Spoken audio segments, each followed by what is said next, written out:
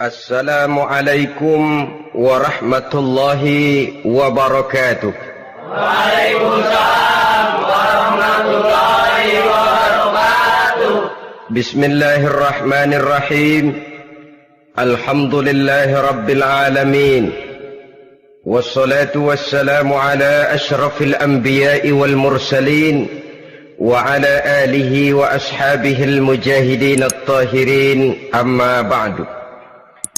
Bersabda Rasulullah sallallahu alaihi wasallam, "Iza sarratka hasanatuka wa sa'atka sayyi'atuka fa anta mu'min." Apabila perbuatanmu yang baik menyebabkan engkau bahagia, apabila perbuatanmu yang baik menyebabkan engkau gembira, dan perbuatanmu yang jahat menyebabkan engkau jadi susah, itulah tanda bahwa di hatimu masih ada iman. Artinya, belum tentu orang yang berbuat baik merasa bahagia dengan kebaikan yang dikerjakannya. Dan tidak selamanya orang yang berbuat jahat sanggup menyesali perbuatan jahatnya. Oleh karenanya, apabila iman masih ada, apabila hati masih hidup, perbuatan yang baik menyebabkan orang gembira, perbuatan yang jahat menyebabkan orang susah dan gelisah hatinya. Ini mengandung pelajaran. Sekali kita berbuat baik, jangan sekali-kali menyesali kebaikan itu. Sebaliknya, satu kali kita melakukan kesalahan, hendaknya selalu menyesalinya. Kadang-kadang dalam kehidupan, karena orang tempat kita berbuat baik itu rupanya membalas air susu dengan air tuba, kita lalu menyesali kebaikan. Lahirlah kata-kata, "Nyesal saya nolong dia." Ibarat pepatah katanya, nolong anjing kejepit. Waktu kejepit setengah mati kita tolongin, begitu selesai dia dari kejepitnya, malah kita digigitnya. Saudara hadirin yang saya muliakan, dalam kehidupan sehari-hari barangkali ini kena filsafat yang disebut dorong mobil mogok. Ketika mobil mogok setengah mati kita dorong, begitu mesin hidup ditinggalkannya kita di belakang. Sesungguhnya perbuatan kita yang baik tidak harus disesali, karena disesali atau tidak, toh perbuatan itu sudah kita lakukan. Dan penyesalan atas segala kebaikan hanya akan mengurangi nilai pahala kebaikan itu sendiri. Berbahagialah apabila berbuat baik, walaupun orang yang kita melakukan kebaikan membalasnya dengan kejahatan. Menyesalah apabila berbuat kesalahan, apabila melakukan dosa, karena itu pertanda nilai iman yang masih hidup dalam jiwa kita.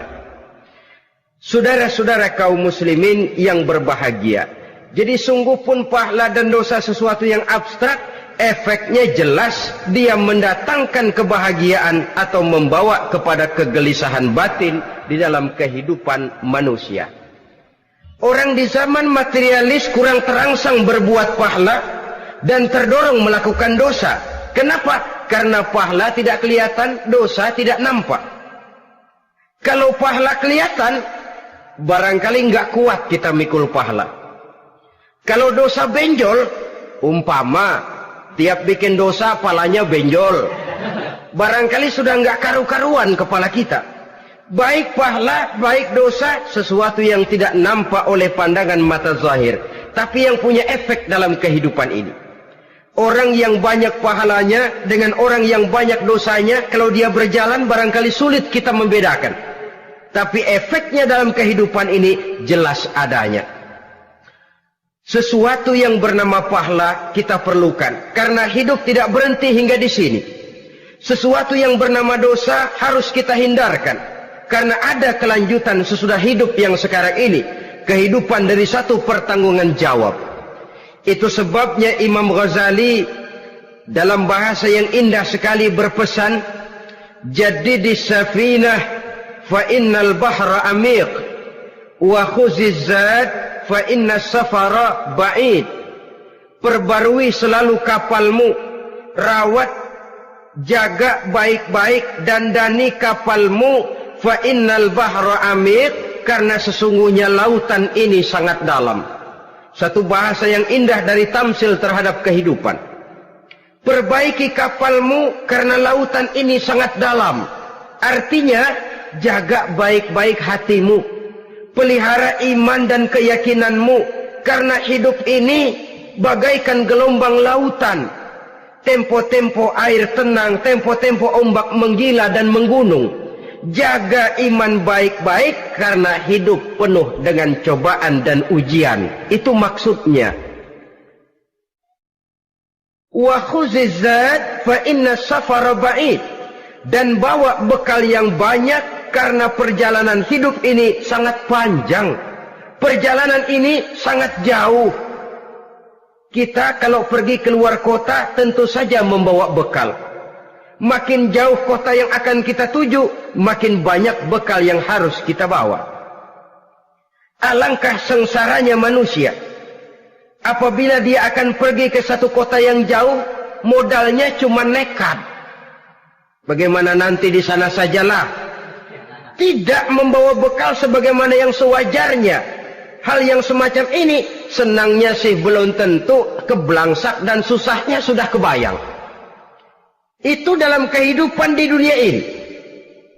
Bagaimana kalau sudah bicara tentang kehidupan yang akan datang? Karena sesungguhnya hidup ini merupakan satu perjalanan yang sangat panjang.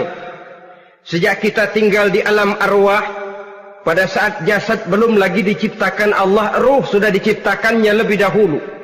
Sampai kemudian kita pindah ke alam rahim, alam kandungan ibu.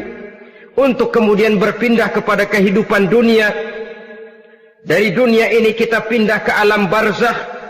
Di sana tinggal kita 100 tahun mungkin, 100.000 tahun mungkin, 1 juta tahun mungkin, menunggu saat datangnya kiamat. Lalu dari alam barzakh pindah kita ke alam akhirat. Satu perjalanan yang sangat panjang. Alangkah malangnya, alangkah sengsaranya, jika tahu kita begitu panjangnya perjalanan hidup ini, tidak ada bekal yang kita bawa. Artinya kesengsaraan, kesulitan yang bertali-tali sudah jelas akan menimpa kita. Kalau pergi kita keluar kota membawa bekal uang, membawa bekal makanan, apa bekal yang mesti kita bawa? Apabila kita kembali ke alam barzakh, kembali ke alam kubur, berkumpul di padang mahsyar di akhirat nanti, nasi yang mau kita bawa, uang yang mau kita bawa, tentu tidak lagi. Karena kehidupan materialis selesai di atas liang lahat. Bila masuk kita ke liang lahat, disitulah pahala dan dosa memegang peranan yang sangat penting.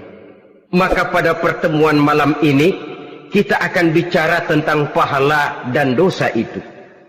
Saudara-saudara kaum muslimin rahimakumullah.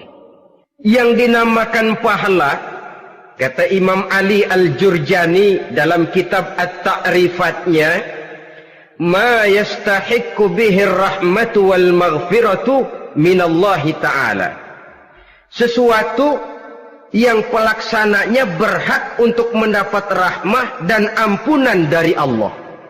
Dengan kata lain, nilai pahala adalah akibat dari perbuatan-perbuatan di dalam melaksanakan perintah dan anjuran yang ada di dalam kehidupan agama. Apabila perintah dan anjuran kita laksanakan, nilai pahala itu lalu datang.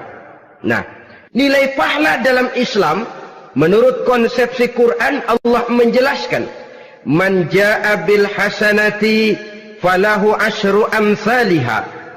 Barang siapa yang datang membawa satu kebajikan, barang siapa yang melaksanakan satu kebaikan, maka dia akan mendapat balasan 10 kali dari kebaikan yang dikerjakannya. 10 kali ini pun masih dilipat gandakan dengan 7 ini pun masih dikalikan 100, dan itu pun masih ditambah dengan pernyataan wallahu yudha'ifu liman yasha.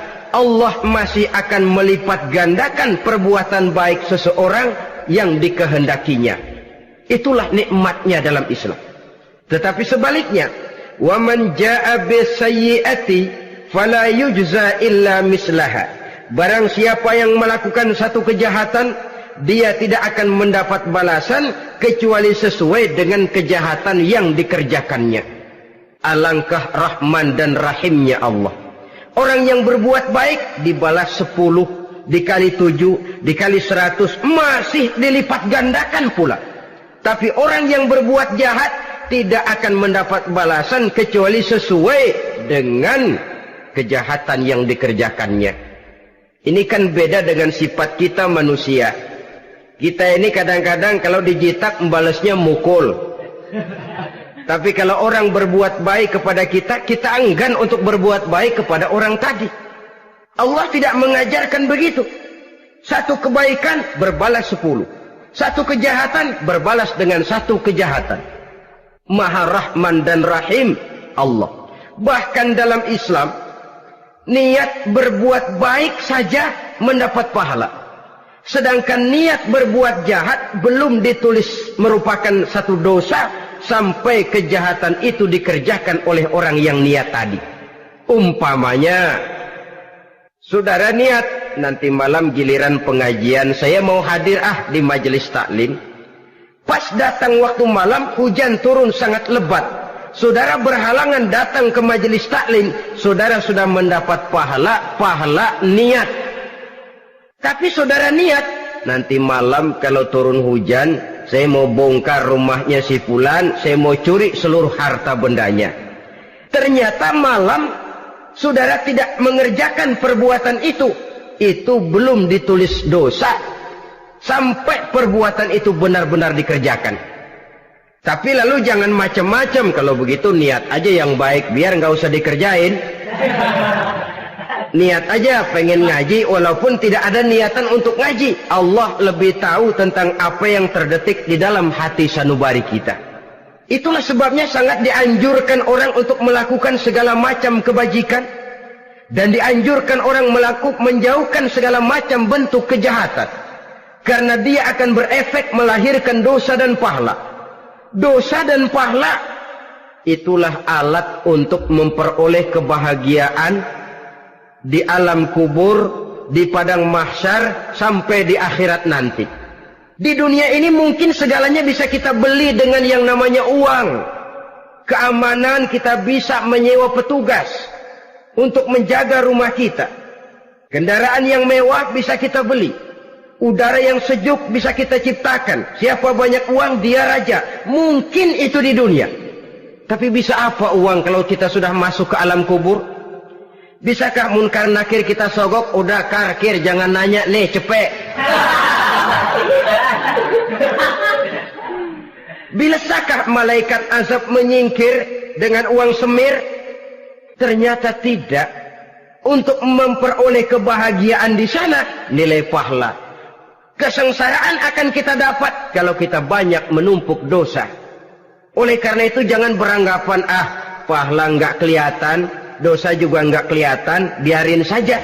Yang tidak kelihatan ini pada waktunya akan memegang peranan yang sangat penting. Tapi tidak cuma untuk menghadapi hidup di situ, kita lalu harus berbuat baik dan meninggalkan yang jahat. Terutama juga di dunia ini. Toh pepatah bilang gajah mati meninggalkan gading, harimau mati meninggalkan belang. Apa yang akan kita tinggalkan setelah kita mati? Kita ingin jasad kita boleh hancur terkubur tanah, tapi nama kita ingin hidup terus, dikenang orang 100, 1000, bahkan 1.000.000 tahun yang akan datang. Ditulis orang dengan tinta emas dalam sejarah, tercatat kita sebagai orang baik-baik. Saudara-saudara kaum muslimin rahimakumullah. Lalu perbuatan apa yang bisa mendatangkan pahala itu? Saudara-saudara, semua perbuatan yang diperintah dan dianjurkan oleh Allah, yang dikerjakan dengan ikhlas hanya untuk mencapai ridho Allah, mendatangkan pahala. Kadang-kadang menurut pendapat kita remeh, tapi nilainya di sisi Allah besar. Itu pahala. Menghitung pahala itu hak prerogatif Allah. Perbuatan yang ringan Allah mau berikan ganjaran yang besar, itu urusan Allah. Misalnya, kata Nabi, la tahkiranna minal ma'rufi syai'an. Jangan kamu menganggap remeh perbuatan baik walaupun kecil. Jangan merasa sulit melakukan perbuatan yang mengandung pahala. Bertemu dengan teman, muka kita cerah, berpahala.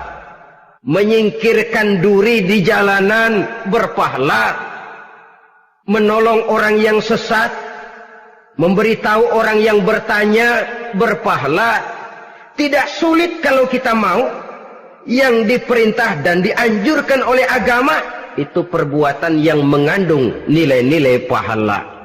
Masalahnya cuma tinggal mau atau tidak dan dikerjakan dengan ikhlas. Bertemu teman mukanya cerah, pahala. Menyingkirkan duri di jalanan, pahala.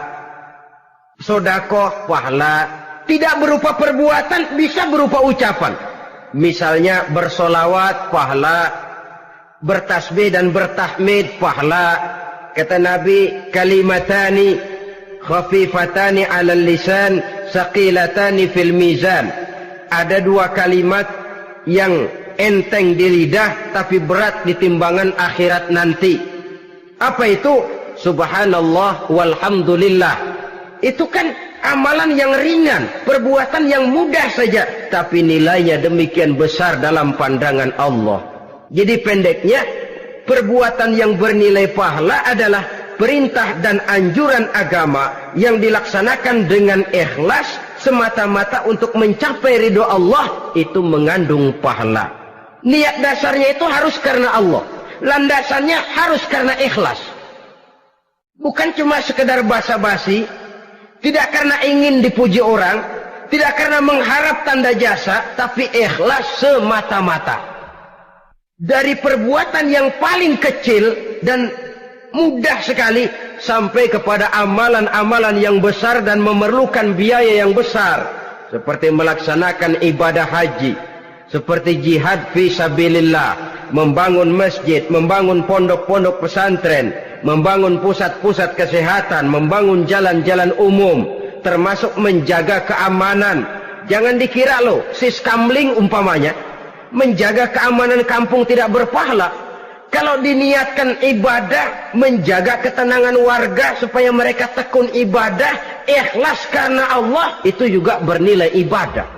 Keluar kita dari rumah, pergi pagi, pulang sore, peras keringat, banting tulang cari nafkah buat menghidupi anak istri kita. Kalau diniatkan ibadah, melaksanakan kewajiban sebagai kepala rumah tangga, membantu orang tua sebagai anak, itu juga perbuatan-perbuatan yang mengandung pahala. Yang terbaik sesuai dengan bidang kehidupan kita. Ada orang yang dinamakan abid, ahli ibadah, pahala yang paling baik bagi dia banyak-banyak tahajud, sembahyang malam, wirid, zikir, tasbih. Ada yang dinamakan orang alim, pahala yang paling baik buat orang macam ini mengajar, menyebarkan ilmu, mendakwahkan Islam. Ada yang disebut wali, pejabat pemerintah, petugas. Amalan pahala yang paling baik buat orang semacam ini melayani masyarakat, bekerja di bidangnya sesuai dengan profesinya. Saudara hadirin yang saya hormati, jadi dengan demikian perbuatan-perbuatan yang mengandung nilai-nilai pahala ini bisa perbuatan yang menurut kita kecil namun punya nilai besar. Apalagi perbuatan besar dengan biaya yang besar, tentu makin besar juga pahala yang disediakan oleh Allah Subhanahu wa ta'ala. Oleh karenanya, kalau kita bercermin dari ayat Quran, hidup ini kesempatan untuk berbuat baik. Huwallazi khalaqal mauta wal hayata liyabluwakum ayyukum ahsanu amala.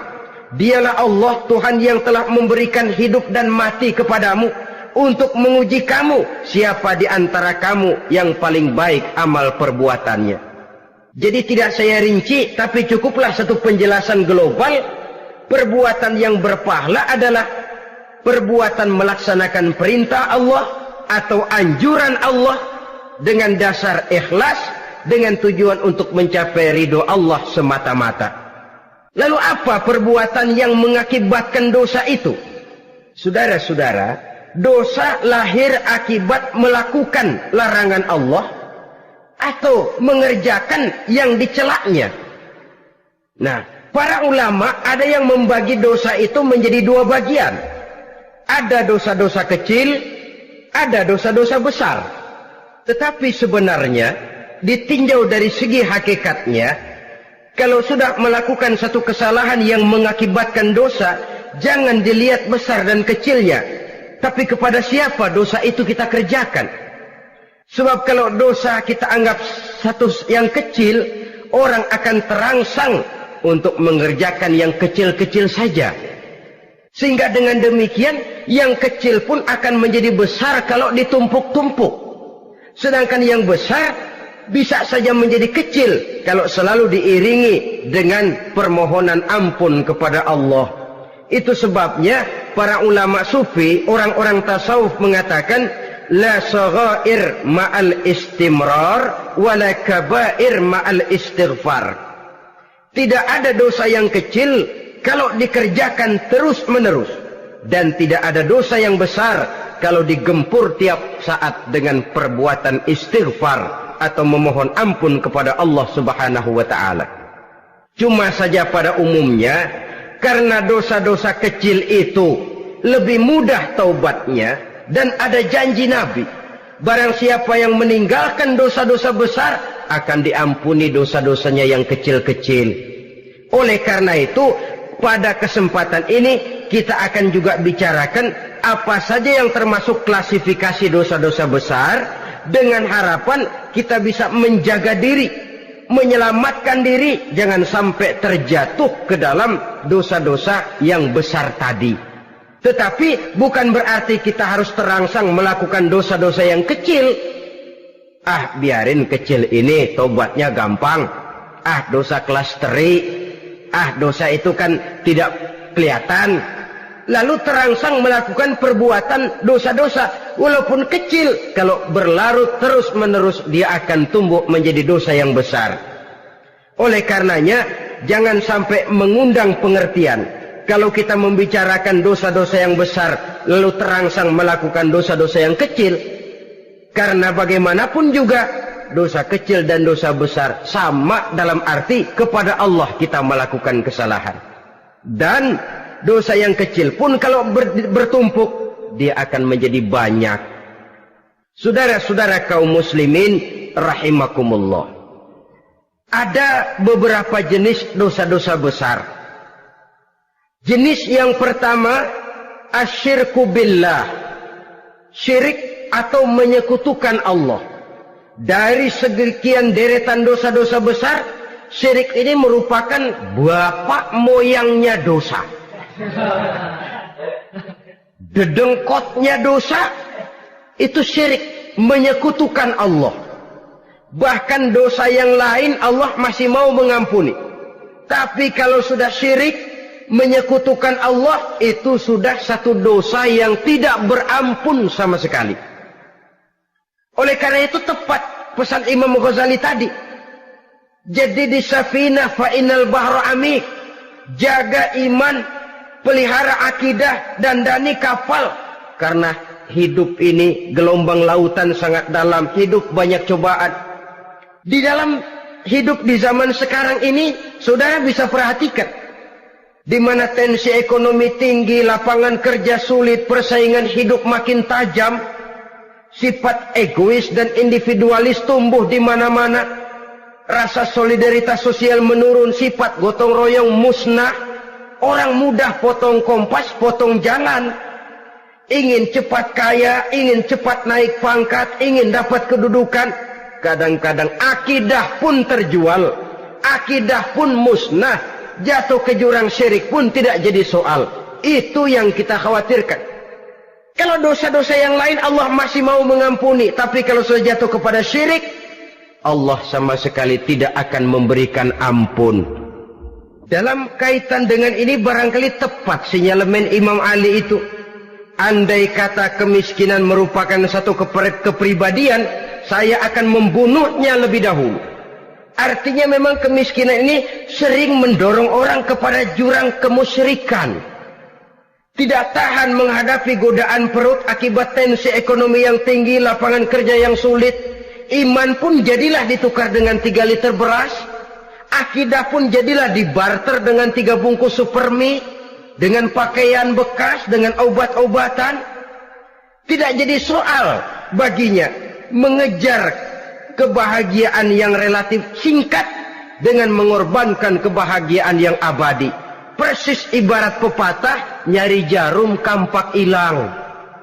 Mencari sesuatu yang kecil, yang besar jadi sia-sia. Membela perut, mengorbankan akidah. Na'udzubillah summa na'udzubillah. Saudara-saudara kaum muslimin rahimakumullah. Ini fakta. Ini kenyataan. Dan hal semacam ini tidak bisa diatasi cuma dengan ceramah, simposium, diskusi, seminar. Apalagi Nabi berpesan, solahu ummati bil ilmi wal mal.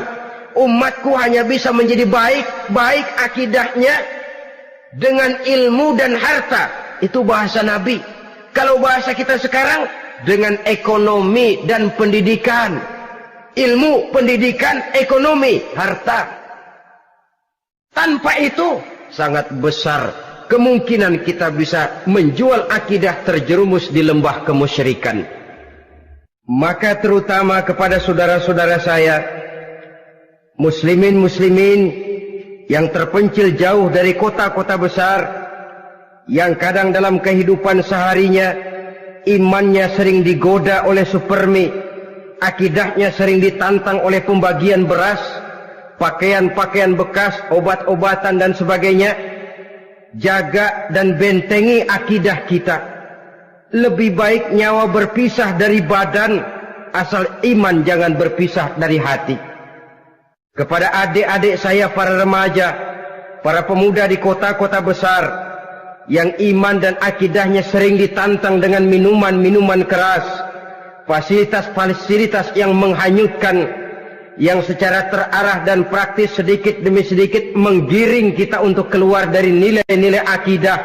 Hati-hati, jaga baik-baik, sebab intan paling mahal, mutiara paling berharga, tidak lain nilai iman ini. Tergelincir kita daripadanya, jatuh ke lembah kemusyrikan, jatuh ke satu dosa yang teramat besar, yang Allah tidak akan pernah memberikan ampun lagi. Ini dosa besar yang pertama. Yang kedua, qatlun nafsi illa bilhaq, membunuh orang tanpa alasan yang benar. Di zaman kesulitan ekonomi kadang-kadang orang mudah nekat. Tengok saja, kadang-kadang karena pasal uang 100-200 perak saja nyawa bisa melayang. Kadang-kadang karena urusan yang remeh, salah omong, salah ambil, salah ucap, salah pegang, nyawa bisa jadi melayang. Alangkah murahnya nyawa, seakan-akan kita yang punya. Padahal nyawa itu hak milik Allah. Tidak pantas kita merampasnya, tidak pantas kita menghilangkannya dari jasad seseorang. Oleh karenanya, membunuh orang merupakan satu dosa yang sangat besar. Jangankan kepada orang yang seakidah, orang yang lain akidah saja pun, kalau dia hidup berdamai, rukun, berdampingan, kita harus melindungi. Apatah lagi teman seakidah sendiri. Saudara-saudara kaum muslimin rahimakumullah. Pantas kalau Nabi menyatakan, apabila dua orang Islam sudah saling berkelahi, berbunuh-bunuhan, al-qatil wal maqtul finnar, yang membunuh dan yang dibunuh dua-duanya sama-sama masuk neraka. Sahabat heran, ya Rasul, kalau yang membunuh masuk neraka sih wajar, tapi yang terbunuh kok neraka juga, kenapa? Kata Rasul, sebenarnya dia juga cuma sudah niat untuk membunuh, cuma keduluan saja. Andai kata dia tidak terbunuh, tentu dia yang akan membunuh. Saudara-saudara kaum muslimin rahimakumullah, Islam sesuai dengan namanya adalah agama damai. Kita tidak boleh mencari-cari musuh, walaupun tidak boleh lari kalau bertemu musuh. Oleh karenanya, pantang seorang muslim menimbulkan benih keonaran menjadi biang kerok buat lingkungannya. Sesuai dengan namanya, seorang muslim adalah seorang yang dalam hidup senantiasa berusaha menebarkan salam, menebarkan kedamaian, ketenangan dan ketentraman.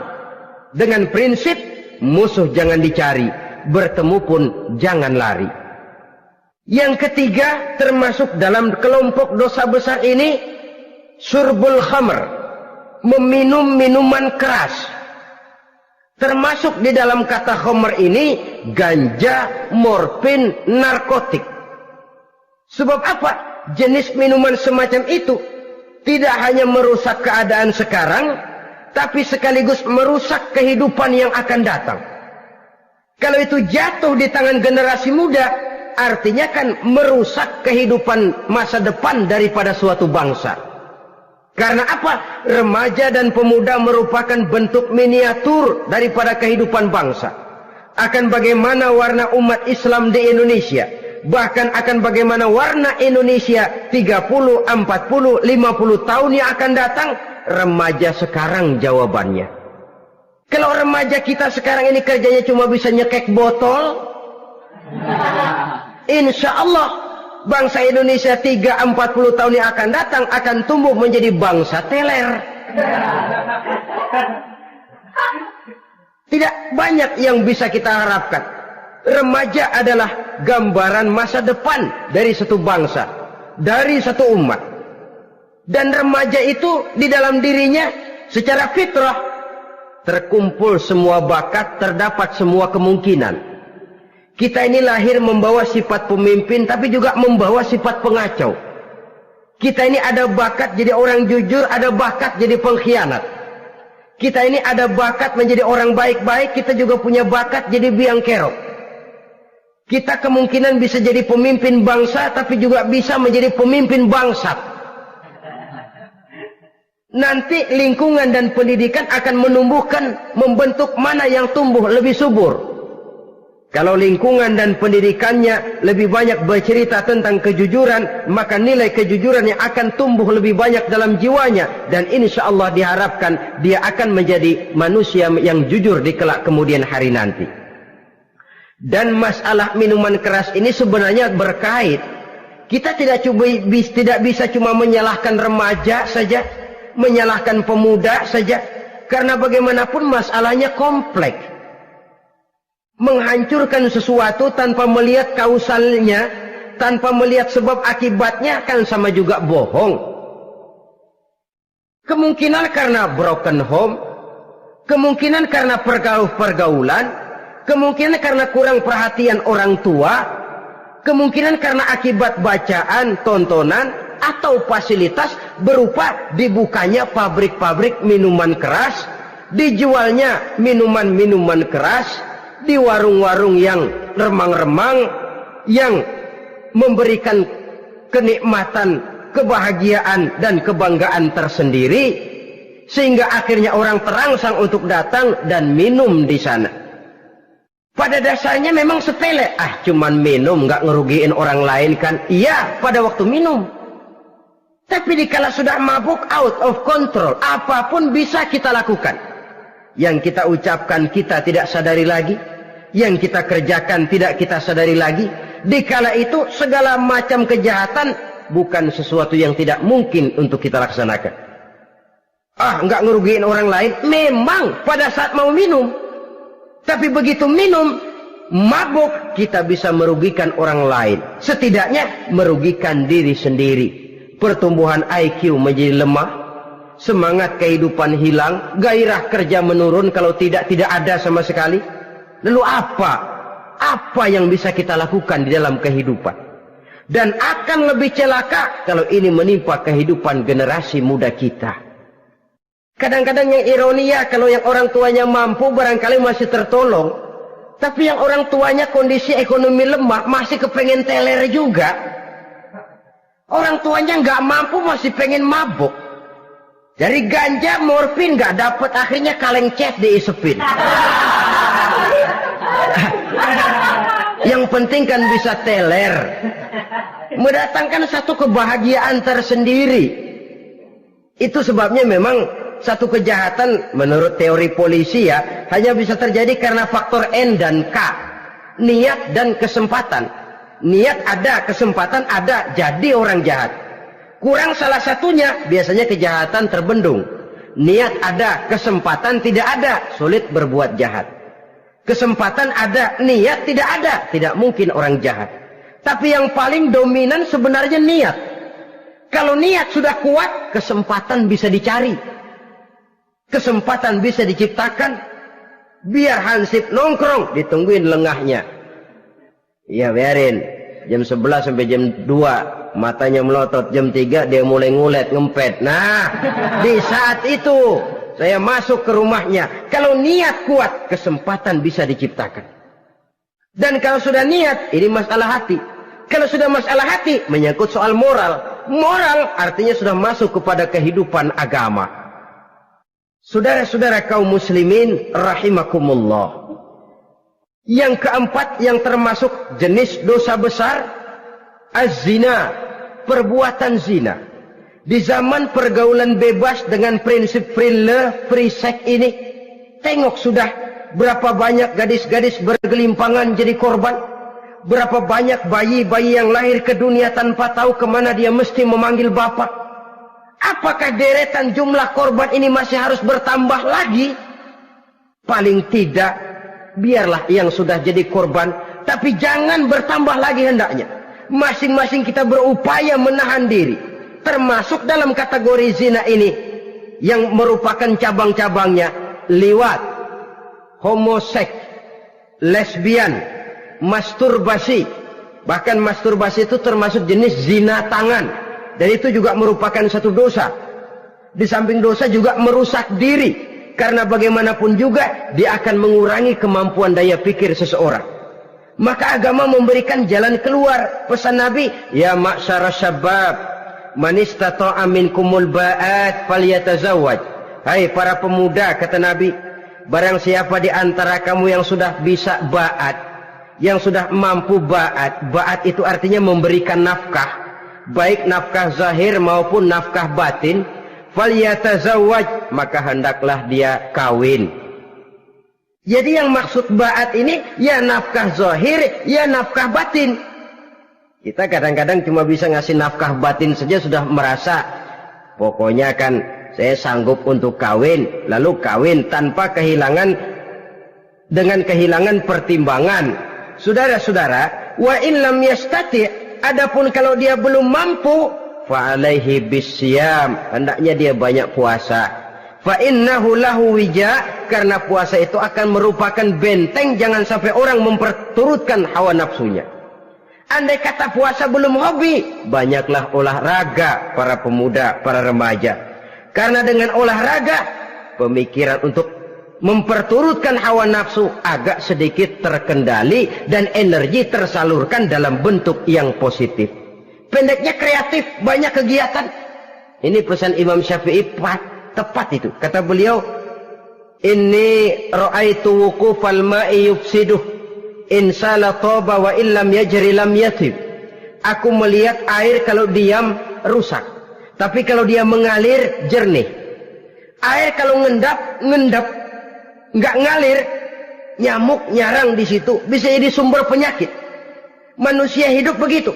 Kalau nggak punya kegiatan, nggak kreatif, kerjanya cuma delohom, ayam-ayam, akhirnya jadi ngerusak. Ngomongin orang,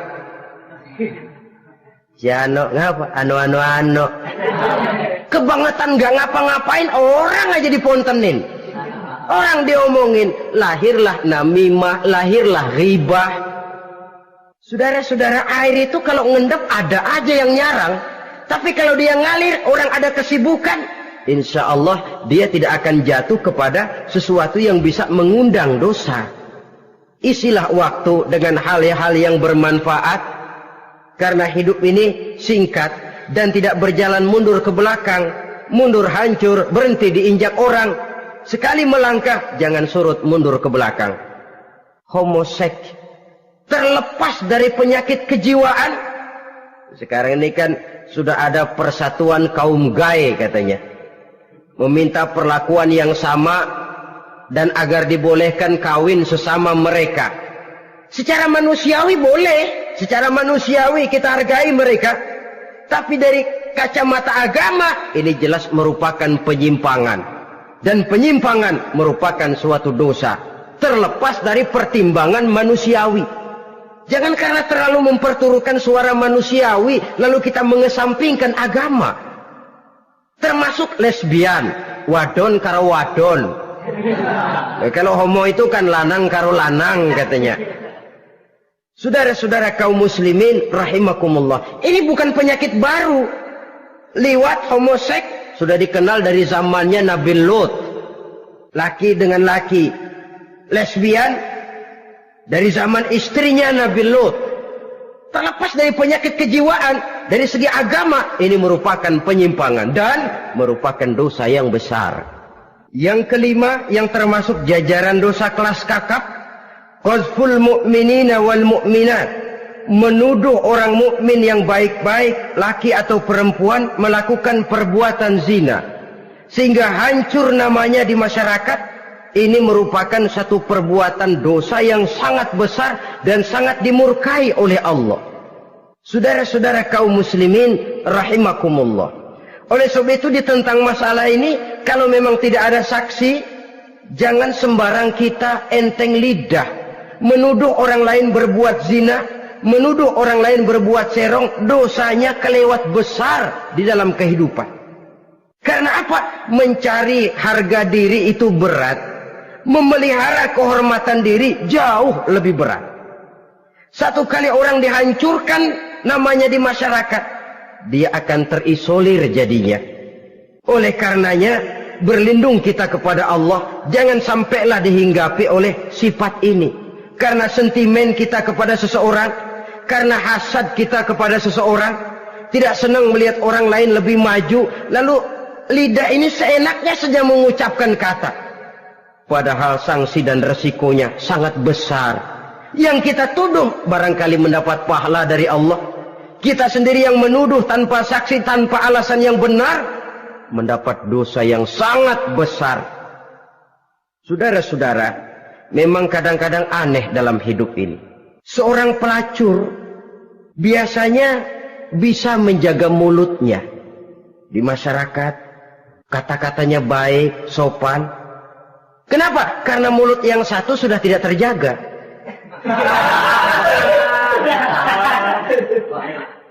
Kita kadang-kadang kehormatan bisa kita jaga, tapi mulut tidak terkontrol. Ngomong saenake dhewe, bikin orang mangkel, kesal, fitnah sana, fitnah sini, menghancurkan nama baik orang, ngomongin yang macam-macam. Bagai-bagai macamlah caranya. Saudara-saudara kaum muslimin yang berbahagia. Jadi dengan demikian, menuduh orang lain berbuat zina, sedangkan orang itu tidak pernah melakukannya, ini termasuk satu dosa yang sangat besar di dalam kehidupan ini. Yang keenam, al-'aqu bil walidain, durhaka kepada ibu bapak. Seorang anak, bagaimanapun banyak nilai ibadahnya, banyak kebaikan di masyarakat, menyandang berbagai macam gelar, pangkat dan jabatannya tinggi, tapi kalau sudah durhaka kepada kedua orang tuanya, alamat hidup tidak lagi membawa keberkahan. Dan itu dosa yang sangat besar. Sampai Nabi sabdakan, ridho Allah ada di dalam keridhaan ibu bapak, murka Allah pun ada di dalam kemurkaan ibu dan bapak.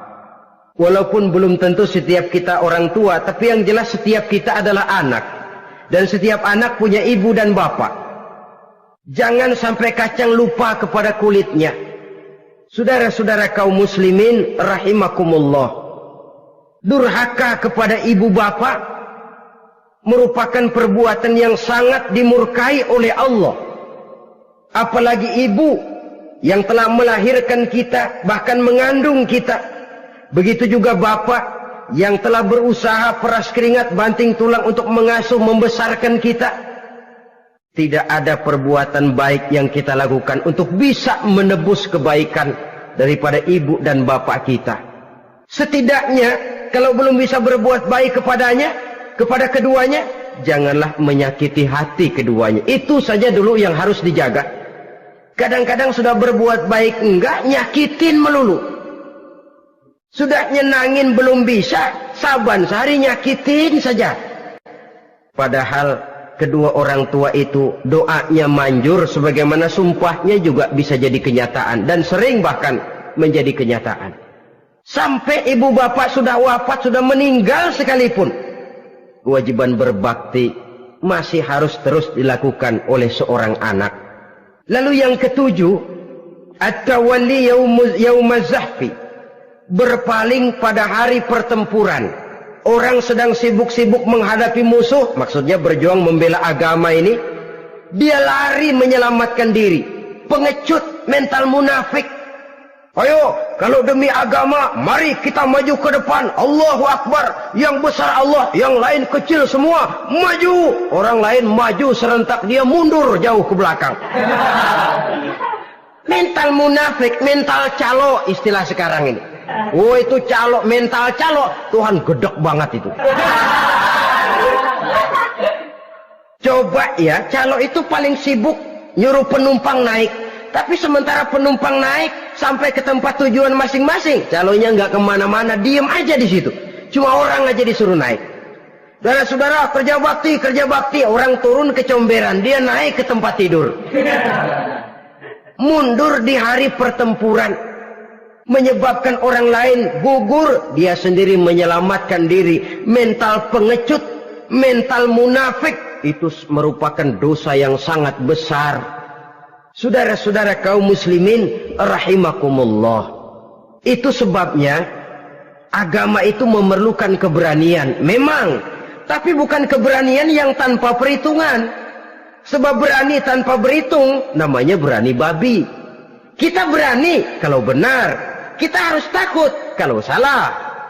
Jangan dibalik. Salah berani, nekat namanya. Benar takut, pengecut namanya. Orang yang pengecut adalah orang yang takut membela kebenaran. Orang yang nekat sesungguhnya udah salah nggak malu lagi. Udah salah nekat lagi. Merasa rugi berbuat kebaikan, puas kalau berbuat kejahatan. Padahal Nabi pesan, siapa yang berbuat dosa sambil tertawa, nanti dia akan masuk neraka sambil menangis. Karena itu dipesan pula di dunia ini, sering-seringlah mencuci mukamu dengan air mata taubat.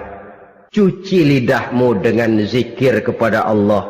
Bersihkan hatimu dengan air ikhlas. Saudara-saudara kaum muslimin rahimakumullah. Kan ada toh orang berbuat baik nggak gembira, tapi berbuat jahat malah puas. Atau sama saja orang lain berbuat baik, hatinya kesel. Orang lain berbuat jahat, dia malah mendukung. Atau orang lain tergelincir berbuat jahat, dia malah girang. Ini kan tidak objektif. Karena yang berbuat baik, orang yang dia keselin, dia nggak seneng. Tetapi karena yang berbuat jahat, orang yang dia senengin, dibenerin juga. Itu nggak objektif namanya. Mundur di hari pertempuran pada saat saudara-saudara kita sedang menghadapi musuh, sikap pengecut yang sangat dibenci Allah. Yang kedelapan, termasuk kelompok dosa besar, aklu malil yatim, makan harta anak yatim. Kadang-kadang ada orang mengeksploitir loh nasib anak-anak yatim. Karena biasanya para dermawan peka kalau mendengar nasib yatim, memberikan santunan. Si yatim belum makan, yang ngurusin udah pada kenyang. Mengeksploitir, memakan harta anak yatim termasuk dosa yang sangat besar. Sehingga Nabi pesan, ana wa kafilul yatim kahataini yaumal qiyamah. Aku dan orang yang menyantuni anak yatim seperti dua jari ini di hari kiamat.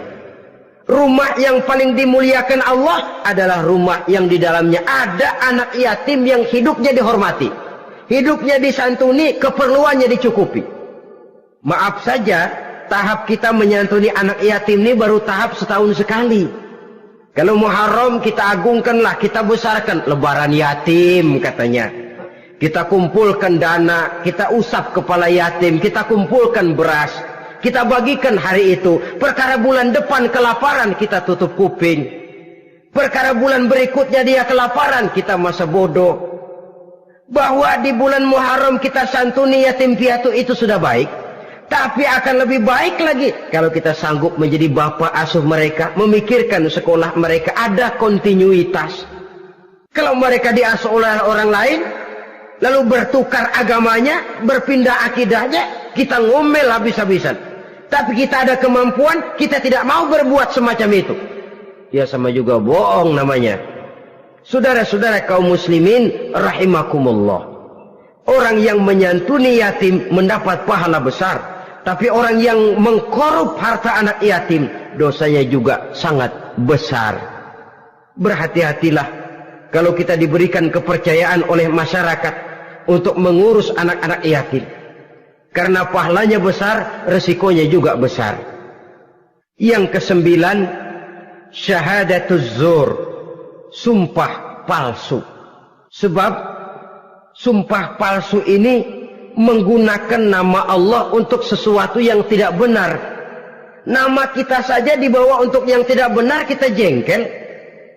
Nama kita dipalsukan untuk sesuatu yang tidak baik, kita kadang-kadang jengkel. Tidak puas jengkel, menuntut melalui saluran hukum. Kenapa? Nama saya dicatut.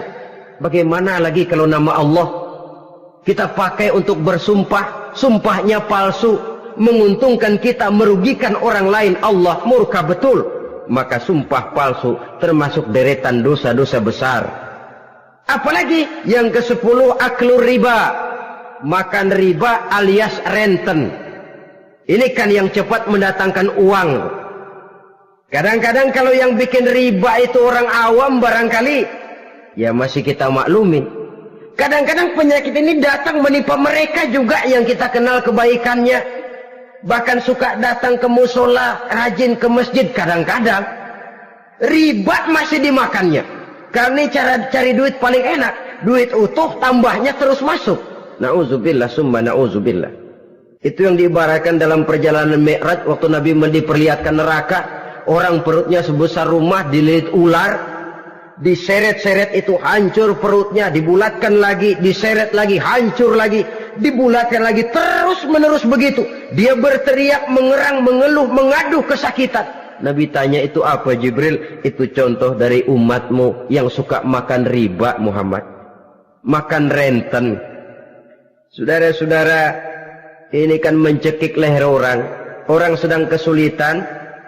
Kelihatannya sih baik, menolong. Tapi di belakang menolong itu nyekek. Di belakang nolong itu nyekek. Dan nyekek itu sebenarnya tujuan utamanya.